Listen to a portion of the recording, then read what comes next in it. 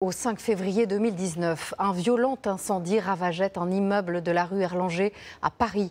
Bilan 10 morts et près de 100 blessés. À la veille du procès de l'incendiaire présumé, 2 survivants ont accepté de revenir sur un drame qui a à tout jamais bouleversé leur vie. Témoignages recueillis par Sophie Chevalreau, Julien Crescent et Corinne Chevreton.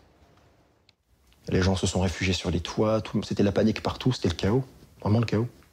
Pourquoi j'arriverai à m'en sortir alors que... Qui viendra me chercher aussi haut?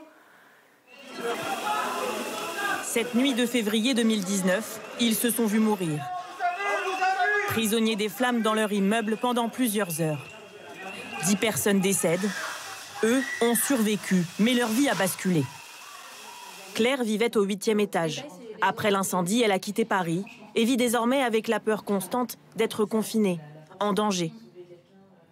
Je ne fréquente pas les salles de cinéma, je ne fréquente pas les salles de concert. Je sors très peu de chez moi, je ne prends pas les transports en commun. Si je vais chez des personnes, par exemple, je m'assure qu'ils habitent au rez-de-chaussée. Avant, je vivais dans l'insouciance. Et aujourd'hui, c'est vrai que je calcule tout.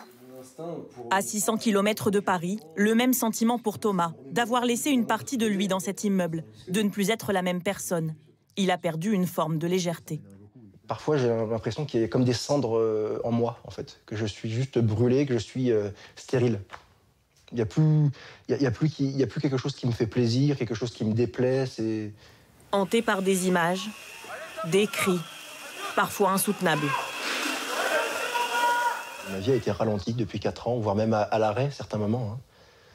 J'ai été suicidaire, j'ai été... voilà, donc, 2 survivants, partagés entre la gratitude et la culpabilité de s'en être sortis.